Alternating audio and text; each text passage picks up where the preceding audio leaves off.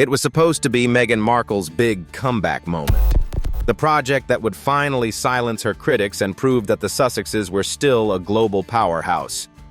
Instead, the news broke like a thunderclap. Netflix had quietly renewed their deal, but with one brutal twist. Meghan's long-hyped brand vehicle wasn't elevated into prestige programming. It was slashed down, reduced to a side project, the kind of watered-down holiday special that streaming giants hand out to fading stars. For Meghan, who has spent years trying to craft an image of unstoppable relevance, it was nothing short of humiliating. And standing right beside her, caught in the fallout but powerless to stop it, was Prince Harry. Once the rebel royal, now left looking like a man without a voice, without a role, and without a future plan. When Meghan and Harry first inked their Netflix deal in 2020, the announcement was hailed as groundbreaking. The Sussexes were stepping into Hollywood not as hired talent, but as producers, storytellers, and cultural leaders. Netflix touted the deal as a multi-million-dollar partnership that would give the couple a platform to showcase their values and creativity.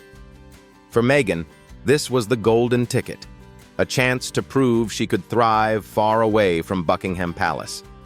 But over time, the deal didn't deliver what fans had been promised. Yes, the Sussexes released their splashy documentary series, which dominated headlines for a few weeks. But after that came silence. Their planned animated series Pearl was abruptly canceled before it even left development. Other rumored projects stalled. Behind the glossy announcement, cracks began to form. Netflix was investing millions, yet return on investment was shaky at best. This month, the real blow landed. Insiders leaked that Netflix had agreed to extend their relationship with the Sussexes, but with a significant downgrade. Instead of greenlighting a major slate of shows, the couple was reportedly pushed toward a scaled-down, documentary-style format. Meghan's dream of being a Hollywood tastemaker was effectively reduced to occasional, low-risk content. The humiliation was obvious. From prestige to filler, from vision to compromise. The sting wasn't just the downgrade, it was the timing. Just as Meghan was trying to reboot her public image with new ventures, the very platform that once legitimized her ambitions was signaling a lack of confidence. Netflix wasn't investing in her vision anymore. They were trimming it back. In the brutal world of Hollywood, that reads as one thing: your star is fading. For Meghan, who carefully positions herself as a modern icon of female empowerment, this was a narrative collapse. She had built her entire brand on the idea of control, controlling her story, her projects, her image. But here was Netflix, the very giant she once used as proof of her global relevance, publicly undercutting that control. The humiliation wasn't private. It was on display for the industry to see. Behind the scenes, reports suggest Meghan was furious. She allegedly viewed Netflix's move as short-sighted, even insulting, especially given the buzz their first docuseries created. But fury doesn't translate to leverage. In Hollywood, power is measured by performance, not passion. Netflix executives didn't care about her anger. They cared about viewership data, contracts, and bottom lines. And the numbers, it seems, weren't in her favor. Prince Harry didn't fare any better in this arrangement. Though his memoir Spare made waves in the publishing world, it also drained public sympathy. By the time Netflix revisited their deal, Harry's image was more controversial than compelling. He wasn't seen as a bold new storyteller. He was seen as a man forever circling his past. In boardrooms, that reputation matters. The optics of this humiliation spread fast. Media outlets framed the news as evidence that the Sussexes' Hollywood moment had peaked. Commentators pointed out that other celebrities with less fanfare but stronger follow-through were securing better, more ambitious deals. Meghan, once the fresh face who disrupted the monarchy, was now being quietly sidelined by the very industry she had bet her future on. To make matters worse, Meghan's critics seized on the downgrade as vindication. For years, they argued her projects were more about branding than substance. Netflix's retreat seemed to prove their point. Headlines branded the shift as a snub and a slap in the face. And in a media climate where perception is everything, perception quickly became reality. There's something especially brutal about humiliation in Hollywood. Unlike politics or royalty, where loyalty and tradition can shield reputations, Hollywood is driven by cold metrics. If you don't deliver, you don't get another shot.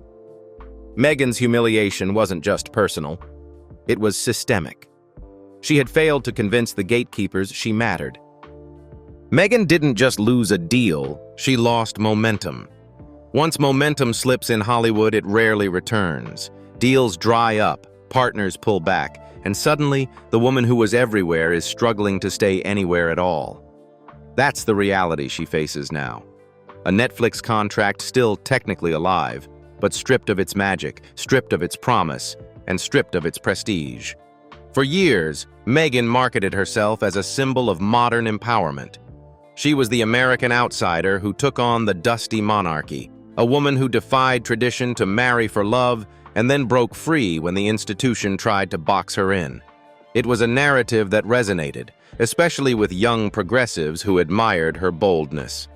She was cast as both a victim and a victor, someone who had survived cruelty and come out stronger. But image only lasts as long as people believe it. Over time, the polished empowerment story began to feel recycled, even hollow. Meghan's every appearance was carefully curated, every podcast scripted, every interview rehearsed. The authenticity she claimed started looking like performance, and in an era where audiences demand raw truth, performance is poison. The Netflix downgrade struck at this exact weak spot. It didn't just suggest her projects weren't profitable. It exposed that her image wasn't as magnetic as it once seemed. If even her allies in Hollywood were cooling off, what did that say about her real influence?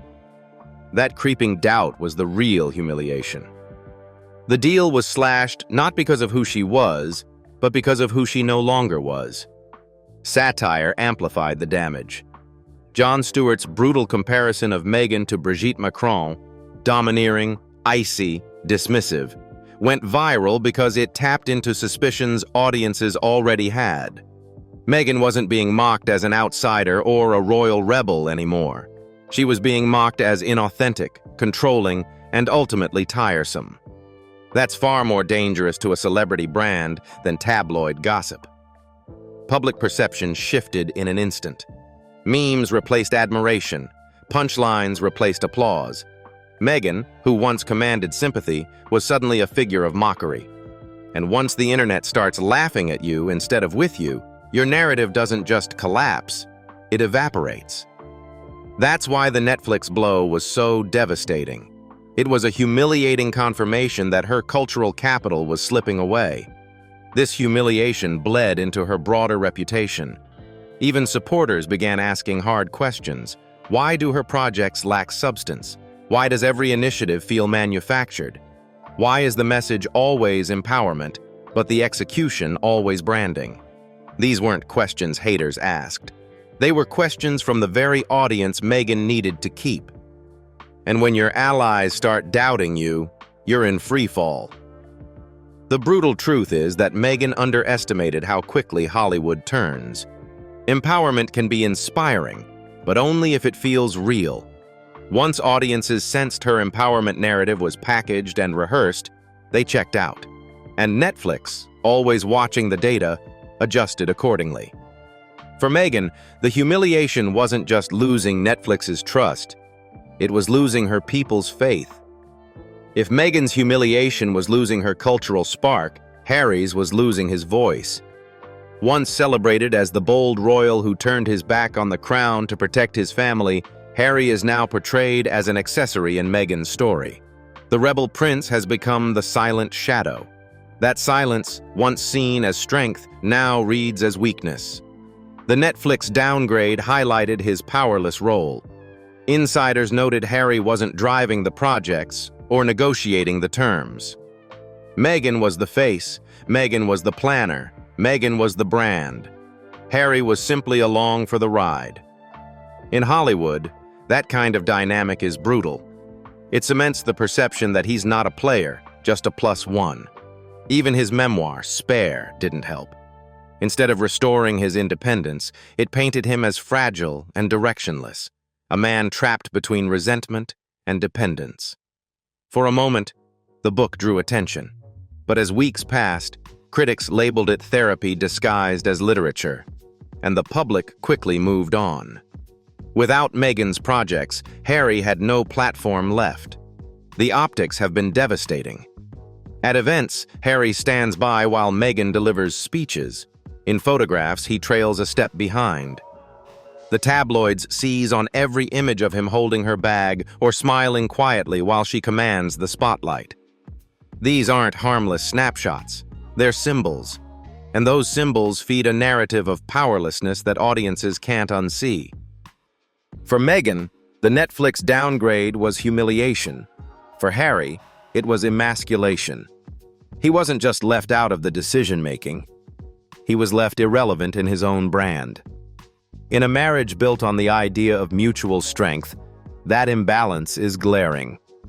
Hollywood doesn't invest in men who look voiceless, and Harry, once seen as bold, now looks silent. The irony is that Harry built his post-royal brand on authenticity, claiming he left the palace because it stifled him. But now, outside the palace, his image is even more stifled. He's trapped in curated documentaries, PR rollouts, and staged photo shoots. The freedom he promised himself has become another cage. And that irony is exactly what critics mock. This powerless portrayal is more than bad optics.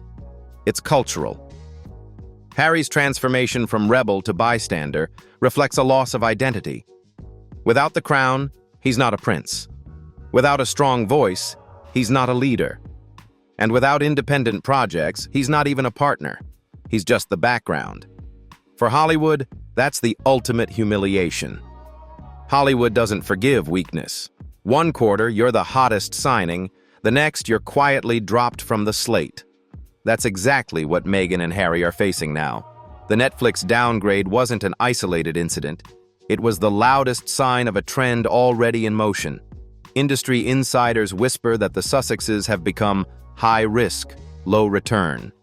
Their initial star power drew eyes, but their actual content failed to deliver. Meghan's podcast Archetypes lacked grit and was cut early. Harry's memoir lost momentum. Even their Netflix docuseries, once hyped as explosive, ended up as background noise once the novelty wore off. Executives hate wasted investment. And that's what Meghan and Harry are starting to look like. When companies like Spotify walk away mid-contract, it sends a chilling signal. These aren't creators who deliver. And in the fast-paced media economy, second chances are rare. The humiliation here is sharper because Meghan positioned herself as Hollywood royalty. She wasn't just a duchess. She was supposed to be a global content queen, the new Oprah with royal sparkle. Instead, her projects are dying young. And when Netflix cuts your budget, that shine dims fast. Behind the scenes, the conversations are brutal. Executives reportedly groan at the mention of Meghan's creative vision, calling it vague, overmanaged, and disconnected from audiences. Harry, meanwhile, is barely part of those conversations at all. The deals are negotiated around him, not with him. To Hollywood, he's not a player. He's luggage. The real sting? Meghan and Harry were warned. Advisors cautioned them to diversify, to build slowly, to avoid overpromising. But they went big, banking on endless fascination. Now, the industry has moved on. In a town where buzz is everything, they've become the story of squandered potential. And Hollywood remembers. Once you're branded as overhyped and underperforming, every pitch gets harder, every contract thinner. The Sussexes aren't just losing deals, they're losing credibility. That's not something money or titles can fix. That's a collapse. While Hollywood pulls away, the royal family watches in silence. They don't need to gloat. The headlines speak for them. Every failed deal, every PR misstep, every humiliating downgrade proves the palace right without a single statement. For Meghan and Harry, that silence is deafening. It's strategic, too. The monarchy learned the hard way that fighting back fuels drama. By saying nothing, they let Meghan and Harry's struggles tell the story. Every time Netflix trims a budget or Spotify drops a show, it validates the palace's position. The couple left stability for chaos. Insiders claim King Charles takes a quiet satisfaction in watching the Sussex brand falter. He doesn't need to intervene. Time is doing the work for him. The same goes for William and Kate, whose steady image contrasts sharply with Meghan and Harry's turbulence. In the optics game, contrast is everything. Royal biographers note that the palace plays the long game. They don't chase quick wins. They wait for public opinion to shift naturally. And now, with Meghan and Harry mocked instead of admired, the shift is happening on its own. The monarchy's silence looks dignified, while the Sussexes look desperate. The betrayal narrative only sharpens this. Meghan and Harry accused the family of cruelty and abandonment. But now, who looks abandoned? Hollywood is dropping them, fans are mocking them, and the palace? Still standing.